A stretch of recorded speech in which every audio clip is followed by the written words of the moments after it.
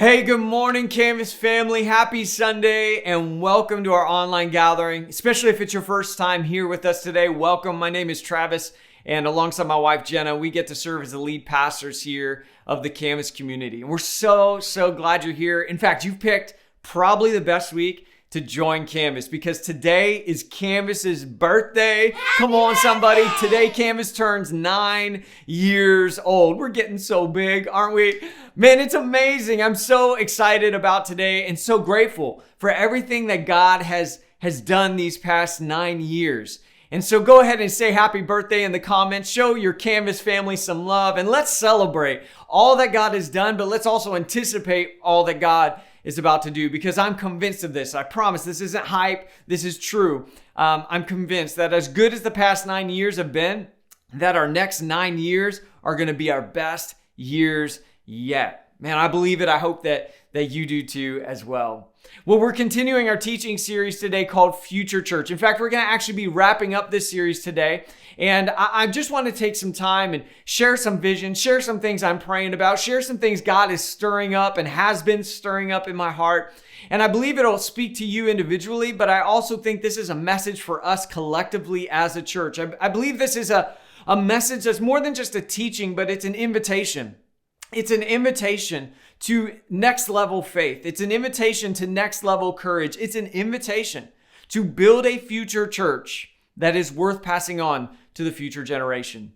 And if you're new to this teaching series, then you should know that is the question that we have been wrestling with and leaning into these last few weeks together. That question is, what will it look like to build a future church that is worth passing on to the future generation?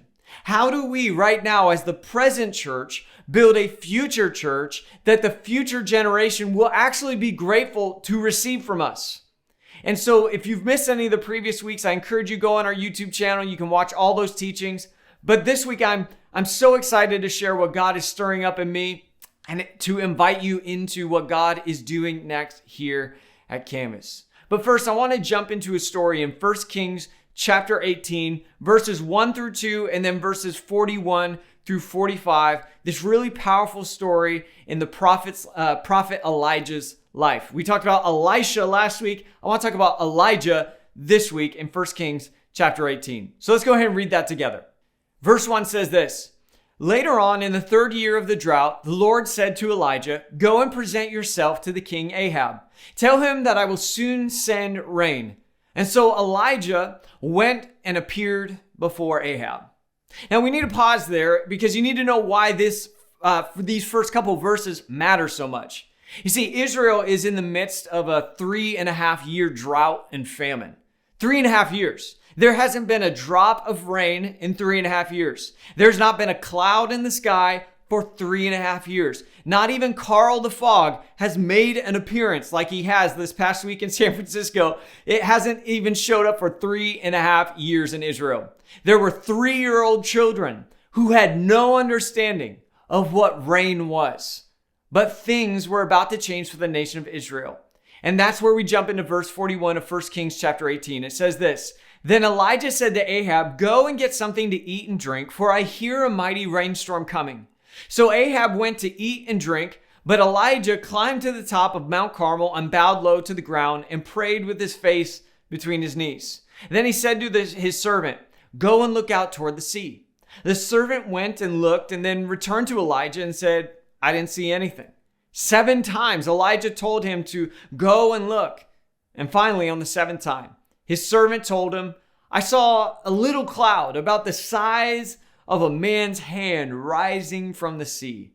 And then Elijah shouted, "Hurry to Ahab and tell him, climb into your chariot and go back home. If you don't, the rain will stop you." And soon the sky was black with clouds and a heavy wind brought a terrific rainstorm, and Ahab left quickly for Jezreel.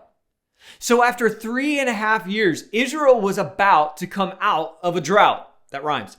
Israel is about to get the other side of one of its driest and most difficult seasons. See, I want to speak to you both individually and collectively today because I believe that maybe there's someone listening to this right now that you've been in your driest and most difficult season And today I believe God wants to remind you that the rain is coming. The sky is about to open up again in your life, and God is about to pour something new and fresh into your life. Do you believe that? But I also want to speak to us collectively, because the last few years, if I'm honest, they felt like a drought at times. And I have this sense, though, deep in my soul, that God is about to open things up and pour something into us and through us as a church in a way that we've never experienced the first 9 years of our existence. As we look to build a future church worth passing on to a future generation, I believe God is about to do a new thing here and now. And this story in 1 Kings 18 is so important because I think it shows us what it will take if we're going to have faith for the future. And the first note we should write down from 1 Kings 18, the story with Elijah, is that the future faith thinks bigger than its current circumstance or limitations. Future faith thinks bigger than its current circumstance or limitations. In 1 Kings 18:1, God tells Elijah that rain is coming and to go get ready. Now you need to remember, this is after 3.5 years and not even a single drop of precipitation falling from the sky. This was after 3.5 years of waking up to blue skies, not a cloud in sight. And the forecast on Elijah's weather app was the exact same as the past 1,278 days. And yet it's here in this space that God meets them and tells them that it's going to rain. But the problem is that when what God said to them did not match what they saw around them. Can I ask you something? Have you ever felt like God gave you a dream, but your dream didn't match reality?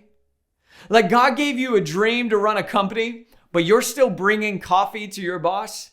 Or God gave you a dream to be an author, but every post you release, only your mom reads it, right? Like God gave you a dream to be married to a serious man, and then God brought you to the marina? Just kidding, fellas. Or maybe on a serious note, God gave you a dream to be a parent, but your body seems to have other plans. Or God gave you a dream to have a close family, a tight-knit marriage, but now you find yourself in a season where your marriage is falling apart. Or God gave you a dream to make a difference with your life, to live with great purpose, but you look at what you're doing and you look at the work you're creating and you're wondering if you're making any difference at all. You see, 1 Kings 18 reminds me, and it should remind you, that if you're going to live a life of faith, you're going to need to learn how to doubt the drought when you find yourself in one. You're going to need to learn how to doubt the drought. You look up to the sky that's dried up above you, and you're going to need to begin to have a holy skepticism that this drought isn't going to last forever. Now, understand, faith isn't denying the drought. That's not what I'm saying. Faith, though, is doubting the drought, not because you're denying reality, but because you are committed to a reality that is greater than what your five senses alone can conceive. See, faith it's putting on rain boots during a drought because you know that God's going to bring the rain. Like what the author in the book of Hebrews said in Hebrews 11, verse 1. He says that faith is the confidence in what we hope for and the assurance about what we do not see. Now that sounds pretty, but I'll be honest, it's not easy, right? Because here's my problem, and maybe it's your problem as well. Sometimes I'm way more confident in what I see than what I hope for. How about you? Sometimes I'm more confident in the looming recession that I see that I can lack confidence in God's provision that I hope for. Sometimes I can become more confident in the brokenness in the world that I see, that I lose confidence in the restoration of the world that I hope for. And sometimes I'm more confident in the difficulties of the present church that I see, that at times, even as a pastor, I can lose confidence in the future church that I hope for. See, having a future faith always invites us to think bigger than our current circumstances or our current limitations. And when we get this, then like Elijah, we learn the second thing about what it will take to have a future faith. And that second thing is this. Go ahead and write it down. It's this. Future faith believes it before it sees it. Future faith believes it before it sees it. Let's go back to Elijah's story. It says, then Elijah said to Ahab, go get something to eat and drink, for I hear a mighty rainstorm coming. And so Ahab went to eat and drink, but Elijah climbed to the top of Mount Carmel, bowed low to the ground, and prayed with his face between his knees. See, 1 Kings 18 teaches us that the progression of future faith is that often before you see things, you hear things. And what I'd also add is that it seems that Elijah was the only one hearing things, because Ahab, he didn't say, I hear a mighty rainstorm coming too, Elijah. I hear what you're hearing. No, he doesn't hear it. So not only does future faith believe it before it sees it, but often future faith means sometimes believing something alone before anyone else sees it with you. See, if you want to have a future faith, it will take having a faith that believes it before it sees it.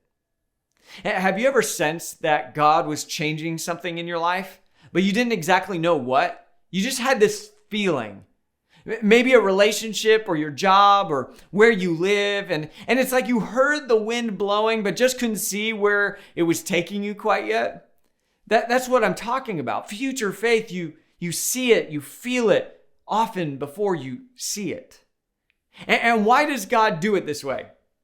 My guess is that it's because before God starts changing things around you, God first needs to change some things within you. And so you'll begin to sense that God is up to something. You'll hear the winds of change beginning to blow and shift some things in your heart and in your soul and in your life and in your mind. And you start feeling this before you start seeing things actually begin to change in your life. So I wonder what things, if you were to pause long enough to pay attention to it, I wonder what things you would notice are beginning to feel like they're starting to shift in your life. Where are the winds of God's Spirit in your life beginning to blow? I've discovered in my life that I will often experience things in my soul long before I see it in my situation. In fact, so much of this series has been really me sharing what God has been shifting and blowing around in my heart for some time. For the last couple of years, as I've navigated the pandemic like you, I felt God shift things in my heart. I'm not the same person after the pandemic that I was before. God has been shifting things in my life as it relates to, like how the digital and physical must interact when it comes to the church. And God has been removing and rearranging priorities within me. And I think it's because before God could show up in my situation, God needed to shake up my soul. God is far more concerned about your transformation than whatever destination you think you need to be at. And so now as Canvas turns 9 years old, I feel like God has been inviting me to believe for far more than what I'm actually seeing. Can I share just for a few minutes what I'm believing for our church, even though I don't see it yet? And maybe today, as I share what I'm believing, even though I don't see it yet, you'll begin to believe with me as well. Like we can believe this together. Here's the biggest thing I'm believing, even though I don't see it yet. I am believing that God is about to provide a long-term home for our church family to grow deeper in community, creativity, and impact in ways that we never knew was possible. See, before COVID, I would have wanted a place for Canvas to call home so that we could hold our services there, so we could do our Sunday thing there. But over the last couple years, the winds have been blowing and God has been shifting some things in me. And I realized, honestly, I was thinking far too small before, because now I want to see Canvas have a home in the city so that Canvas can go from a Sunday church to an everyday church. I'm believing that Canvas will have a home so that we can offer a daily space for connection through like having spaces designed specifically for small groups to gather throughout the week, or spaces for recovery or therapy programs for people to experience deep healing in their life, or neighborhood community events like free date nights for parents. Come on, parents, are you with me? Or yoga and meditation classes. Oh, and yeah, we'll also do our Sunday gatherings too on top of all of that. A Sunday to everyday church. I'm believing for a home that will enable us to do that. See, in the past, content was king in the church. But I believe in the future church, like we've been talking about these last few weeks, Now that we can access content whenever and wherever we want, I believe that content is no longer king in the church, but that community and connection is. And I can see Canvas having a home to do that in even greater ways. I haven't seen it yet in my life, but I see it in my soul. I'm believing it before I see it. I also see Canvas having a building to be a space that fosters and feeds creativity, whether that's hosting open mic nights or art galleries or workshops for upcoming startups to, resource the next generation of creatives in San Francisco. I can see Canvas becoming a factory of creativity where some of tomorrow's greatest thinkers will find inspiration here at Canvas. I see Canvas having a building that is an epicenter of creativity and innovation. And I see Canvas having a building where we not only create work that is good, but that we do work that does good in our city and in our world. I could see hundreds of us in this home. Instead of a normal Sunday gathering, what if we took a week and we spent that morning packing backpacks that we'll donate to low-income families as their children start school? I can see Canvas having a building where we can feed the hungry and we can provide clothing for the naked in our neighborhoods. I can see Canvas having a building where we roll out the red carpet and throw parties that honor and celebrate children with special needs. I can see a building full of healing and hope and honor being extended to those who live in San Francisco. I see a building that's not just in San Francisco, but it's for San Francisco. I can see a building where we can pray and we can worship and we can cry and we can laugh and we can, most importantly, grow together as followers of Jesus. A home where you may not know everyone, but where everyone is known by God and by others. See, I want to say it out loud today, what I've been seeing in my heart, even though I don't see it in our situation yet. And I pray that you might begin to catch a vision for what could be possible if Canvas were to get a home in the city. What could we be a part of? And not only what could we be a part of, what could we pass on to the future generation? And so I'm excited to share that we're going to prepare for the miracle before we see it. And the way that we're going to do that is by starting to do prayer walks all around northern end of San Francisco, where we feel God has called us to call home. We started this church with prayer. And I believe as we start a new season with 9 years now under our belt, it's time that we start praying for even greater things for our church family and for our city and for the future. But if 1 Kings 18 shows us what a future faith looks like, then it shows us that we got to do more than hear it before we see it. But we also need to have a persistent faith that keeps showing up. And why is that? Because a future faith is a persistent faith. Let's see this back in the story in 1 Kings 18. It says, "Then he said to his servant, 'Go and look out toward the sea.' And the servant went and looked and then returned to Elijah and said, 'I didn't see anything.' And 7 times Elijah told him to go and look." Now you can imagine the servant of Elijah had to start feeling pretty dumb, don't you think? Like he went out and he looked for some storm clouds because Elijah told him it's going to rain, but there was nothing.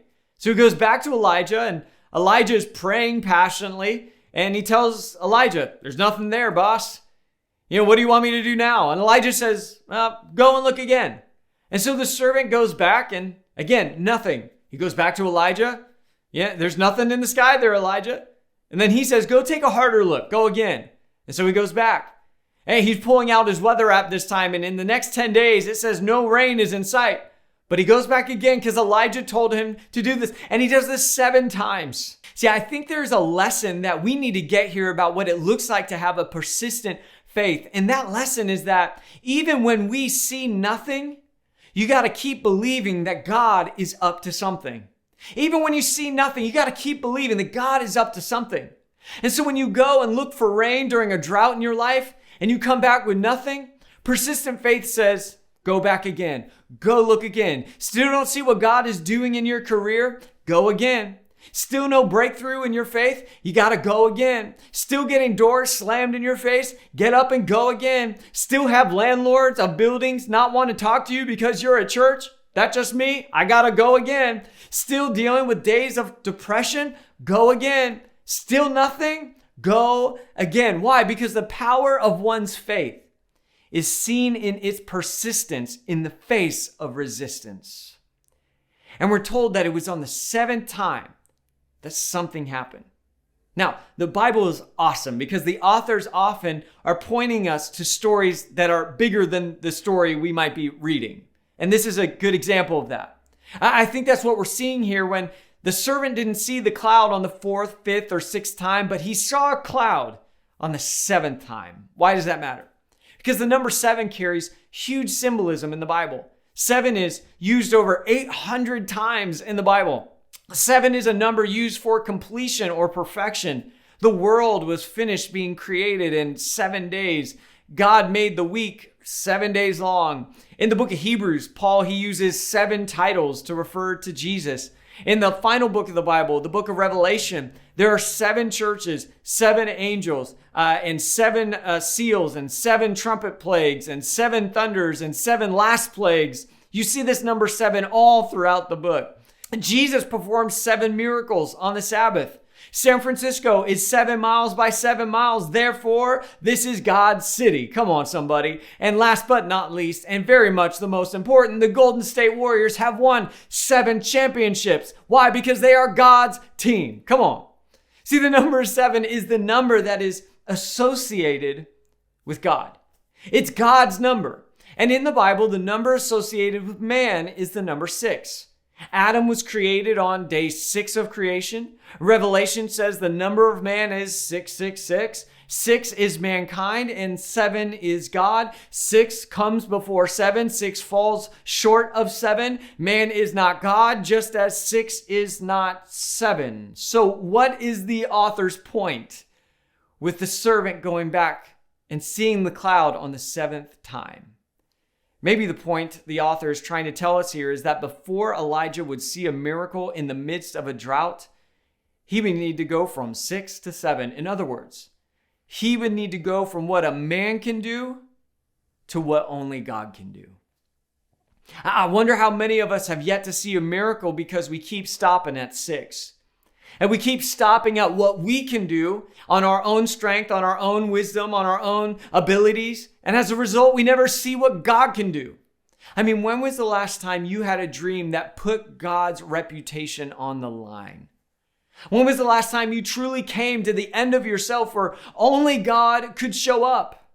When was the last time that you crossed that line from 6 to 7, from what you can do to what God can do, and you kept showing up and looking for something that only God could do? If we are going to build a future church and live with a future faith, we're going to need to be a church that goes from 6 to 7. If we want to see God do miracles in our lifetime, if we want to see God do wonders in our church, then we're going to have to be willing to have a vision that's too big for us, but just the right size for God. We're going to need to pray prayers that force us to our knees because it's too heavy to carry on our own. We're going to need to have the faith to keep showing up even when it feels like God isn't showing up. We're going to need to keep looking because when we do, we just might begin to see a small cloud rising, which is what happens to the servant and reminds us the 4th lesson that we need to learn if we're going to have a future faith. And that is that future faith remembers that little is much when God is in it. In verse 44, it says, "Finally, the 7th time, his servant told him, I saw a little cloud about the size of a man's hand rising from the sea. And then Elijah shouted, 'Hurry to Ahab and tell him, climb into your chariot and go back home. If you don't hurry, the rain will stop you.' And the servant saw a small cloud, no bigger than the size of a man's hand, rising." It wasn't anything really that big, but it was something. It wasn't nothing. It was something. And that something would become the material that God would use to end the drought. It may not have looked significant, but it was a start.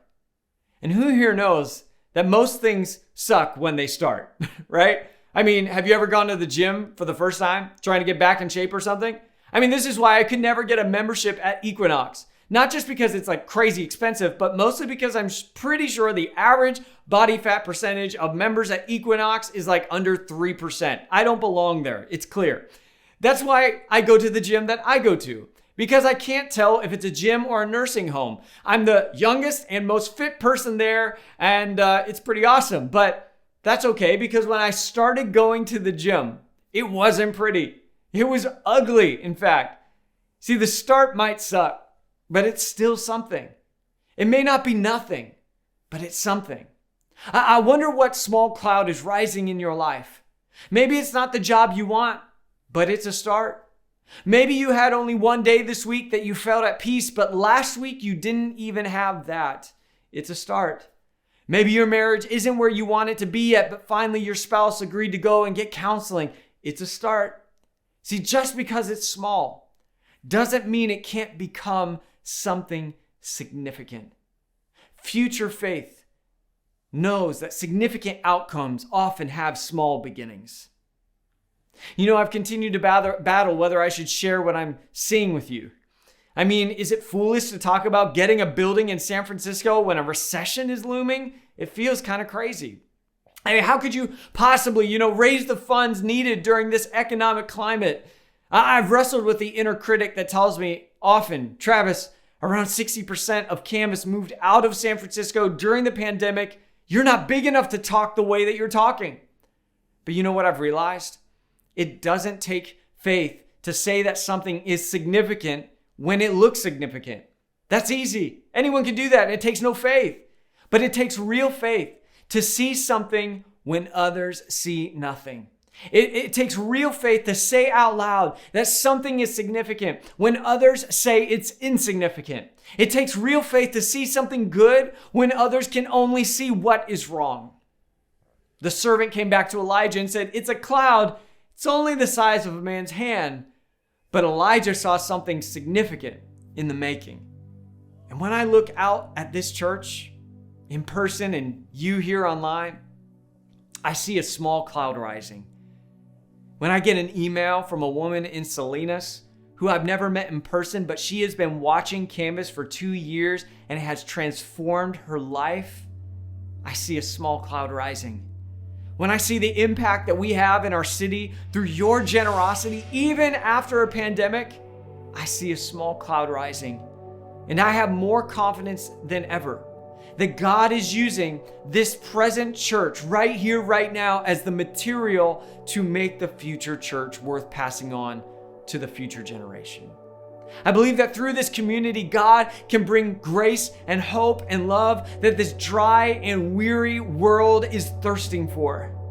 And I believe that as we think bigger and dream bigger and pray bigger than our circumstances or our limitations, as we believe it before we see it, as we have a persistent faith that while we might look like a small cloud rising right now, that in God's timing, we will be overflowing with stories of God's provision and wonder and power in our midst. Are you living with this sort of future faith? Because I believe it will take a future faith to build the future church. Would you pray with me?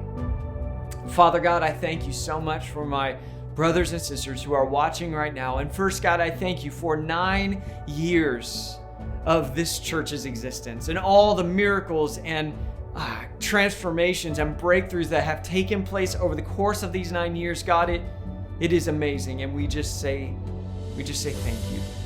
But we also acknowledge that you're not done, that you have even more that you want to do in this church and through this church and in our lives and through our lives.